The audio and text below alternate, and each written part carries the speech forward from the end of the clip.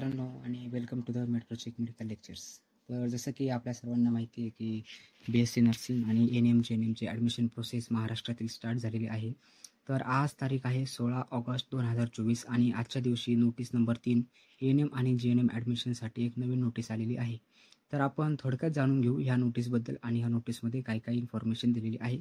तर मी हे तुम्हाला एकदम सोप्या भाषेत सांगण्याचा प्रयत्न करेन.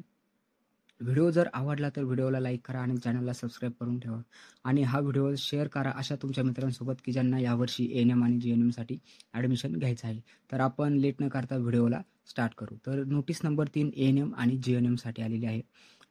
Online choice and preference filling process and cap round 1 schedule.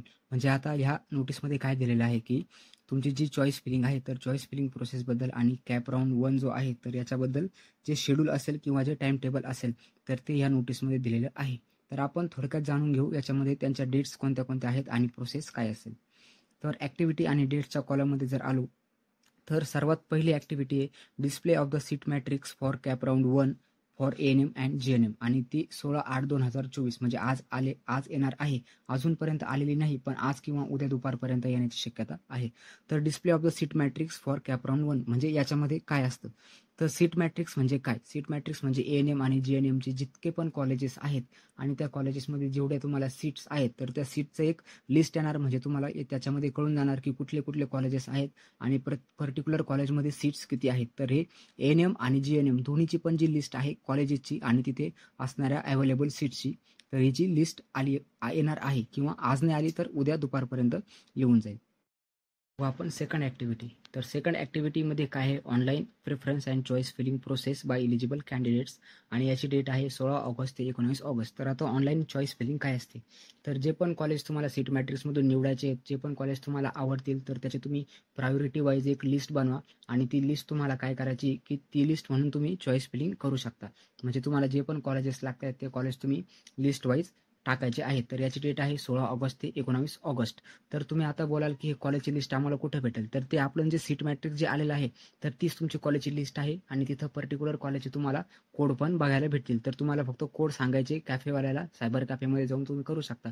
Code सांगायचे आणि त्याप्रकारे तुमची लिस्ट तयार होईल. लिस्टची ज्यावेळेस तुम्ही चॉईस फिलिंग करणार तर जे पण तुमचे लिस्टेड कॉलेजेस आहेत तर त्याची एक प्रिंट घ्यायला विसरू नका. त्याच्यानंतर बघू आपण तिसरी ॲक्टिव्हिटी. तिसरी ॲक्टिव्हिटी काय आहे declaration of the selection list for cap round 1 म्हणजे ज्यावेळेस तुम्ही चॉईस फिलिंग करणार आणि चॉईस फिलिंग नंतर 20/8/2024 म्हणजे 20 ऑगस्टला तुमचं पहिलं कॅप राऊंडची लिस्ट येणार. याच्यामध्ये जे पण तुम्हाला कॉलेज मिळणार हे तुम्हाला ह्या लिस्टमधून कळून जाईल. त्यालाच आपण म्हणतो कॅप राऊंड फर्स्ट. तर असे पुढचे पण राऊंड असतील ज्या मुलांना कॅप राऊंड 1मध्ये भेटणार नाही तर त्यांना सेकंडमध्ये भेटेल किंवा थर्डमध्ये भेटेल असे भेटण्याचे चान्सेस असतात. तर डिक्लेरेशन ऑफ सिलेक्शन लिस्ट म्हणजे 20 तारखेला तुमची पहिली मेरिट लिस्ट येणार आहे आणि ह्या मेरिट लिस्टमध्ये तुम्हाला कळेल की तुम्हाला कुठलं कॉलेज भेटलंय. आता त्यानंतर तुम्हाला कॉलेज भेटणार त्यानंतर मग तुम्ही डायरेक्ट कॉलेजला जायचंय. तर त्याची डेट किती आहे तर 21 तारखेपासून तर 26 तारखेपर्यंत तुम्ही त्या पर्टिक्युलर कॉलेजमध्ये जायचंय. त्याला आपण काय म्हणतो फिजिकल जॉईनिंग म्हणजे तुम्ही समक्ष जाणार कॉलेजला आणि filling the status retention form. Status retention म्हणजे काय रिटेन करणे म्हणजे थांबवणे म्हणजे ॲडमिशन प्रोसेस थांबवणे. ज्यावेळेस तुम्हाला एखादं कॉलेज भेटतं तर तुम्ही तिथं जाऊन रिटेन्शनचा फॉर्म भरता विथ ऑल ओरिजिनल डॉक्युमेंट्स आणि त्यासाठी तुम्हाला तुमचे जे ओरिजिनल डॉक्युमेंट आहेत ते तिथं जाऊन व्हेरीफाय करायचे असतात किंवा कॉलेजला सबमिट करायचे असतात. तर अशा वेळेस तुम्हाला तुमचे ओरिजिनल डॉक्युमेंट घेऊन जावं लागतं. आणि याच्यावर अजून एक इम्पॉर्टंट आहे request fees by DD and cheque म्हणजे ज्या कॉलेजची जी पर्टिक्युलर फीज असेल तुमच्या कॅटेगरीप्रमाणे तुम्हाला जेवढी फीज भरत येत असेल तर त्या फीप्रमाणे तुम्हाला DD किंवा चेक घेऊन जाणं गरजेचं आहे. DD किंवा चेक जर नसेल तर तुमचं ॲडमिशन थांबवलं जाईल जोपर्यंत तुमचा DD आणि चेक येत नाही आणि तुम्हाला 26च्या आतमध्ये ही सर्व प्रोसेस कंप्लीट करणं गरजेचं आहे. आता काही जण म्हणतील 26 नंतर गेलं तर काय होईल. 26 नंतर जर गेलं तर तुमचं ॲडमिशन पण होणार नाही आणि ही जी कॅप राऊंडची प्रोसेस आहे तर याच्यामधून पण तुम्ही बाद होणार.